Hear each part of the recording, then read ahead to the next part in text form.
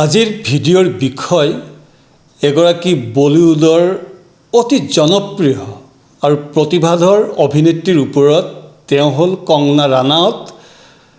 কংগনা ৰানাৱত অসমলৈ আহিছিল অলপতে। এই কথাটো বাতৰিটো DY 365ত প্ৰচাৰ হৈছিলে।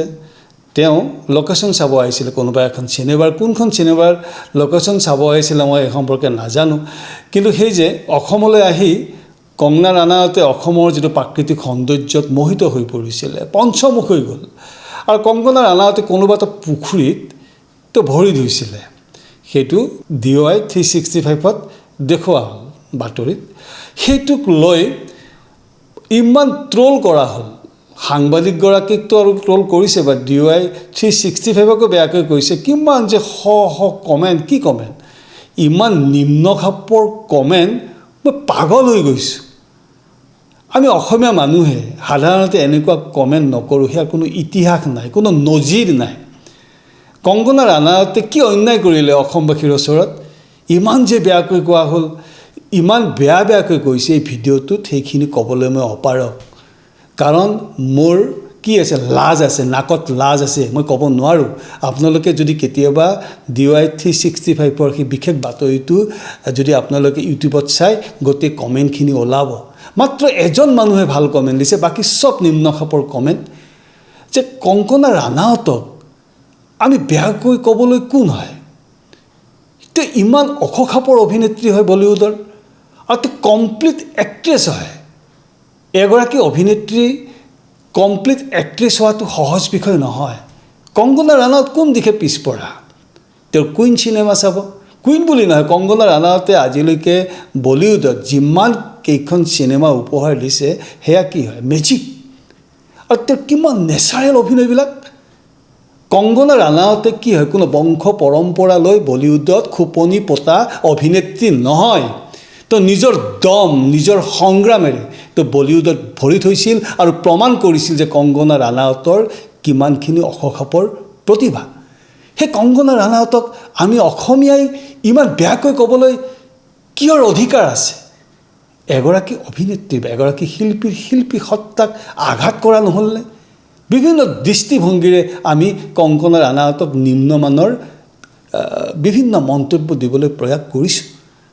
আজি কংগনা ৰানাৱত আমাৰ বাবে বুলি নহয়, ভাৰতবৰ্ষৰ চিৰিয়াছ যিখিনি দৰ্শক আছে সকলোৰে বাবে কংগনা ৰানাৱত এক আদৰ্শৰ অভিনেত্ৰী, আদৰ্শৰ শিল্পী। গতিকে কংগনা ৰানাৱতে অসমলৈ আহি এনেকুৱা কথাৰ যদি মুখামুখি হয়, আৰু এইবিলাক কথা যদি তেওঁৰ কাণত পৰে, তেওঁৰ দৃষ্টিভংগী কেনেকুৱা হ'ব? যে অসমৰ মানুহবিলাকে ইমান এইটো কথাক লৈ ট্ৰল কৰিবলগীয়া কথা হয়নে বাৰু? আমাৰ চাওক, শিল্পীৰ কোনো নিজস্ব ঘৰ নাথাকে, যাযাবৰী শিল্পীসকল। আমাৰ অসমৰে সীমা বিশ্বাস বাইদেউ এতিয়া মুম্বাইত থাকে, আমাৰ আদিল দা মুম্বাইত থাকে।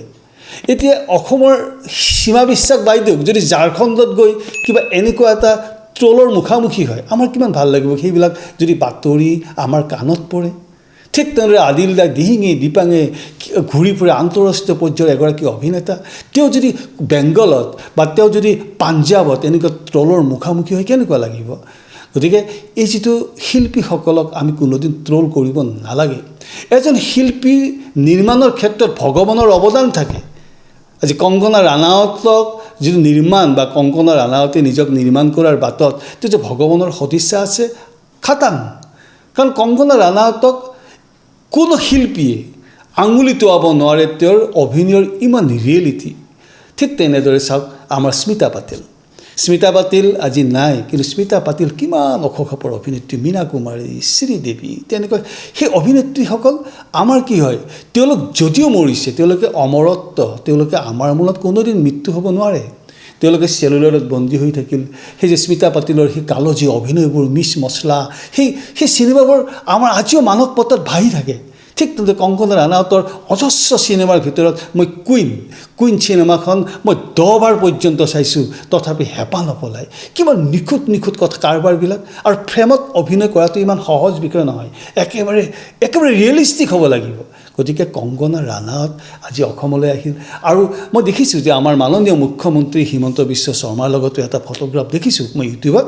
আৰু কংগনা ৰানাৱতৰ ডিঙিত এখন অসমীয়া গামোচা আছিল কিমান ভাল লাগিছিলে হিমন্ত বিশ্ব শৰ্মাৰ ওচৰত কংগনা ৰাণাউত আৰু কংগনা ৰাণাউতে অসমলৈ অলপতে আহিব বুলি আশ্বাস দি গৈছে কিয় আহিব চিনেমা এখনৰ লোকে মানে কি শ্বুটিঙৰ কাৰণে আহিব টিম লৈ আহিব বিশাল টিম এটা গতিকে কিমান ভাল লগা খবৰ আমাৰ অসমৰ কাৰণে আমাৰ অসমৰ যিটো প্ৰাকৃতিক যিটো সৌন্দৰ্য সেই সৌন্দৰ্যখিনি কি হ'ল গোটেই ভাৰতবৰ্ষত বিয়পি পৰক আমি আশা কৰোঁ অসমৰ সেউজীয়া কিমান ডাঠ সেউজীয়া অসমৰ সেউজীয়া কিমান কমল সেউজীয়া অসম নদীমাতৃক দেশ গতিকে অসমৰ যিটো জলবায়ু এই সমগ্ৰ কাৰবাৰবিলাক বা অসমৰ যিটো ডাইভাৰ্চিটি এইবিলাক কথা যদি কংগনা ৰাণাউতৰ চিনেমাখনৰ মাজেৰে গোটেই ভাৰতবৰ্ষত বিয়পি পৰে গোটেই ইণ্টাৰনেশ্যনেল পৰ্যায়ত যদি বিয়পি পৰে কিমান ভাল লাগিব গতিকে পৰ্যটকৰ থলী হৈ যাব পাৰে গতিকে কংগনা ৰাণাউতক আমি সন্মান জনাব লাগে আমি শিল্পীক অসন্মান জনোৱাৰ কোনো অধিকাৰ নাই গতিকে এই যিটো কংগনা ৰাণাউত সম্পৰ্কত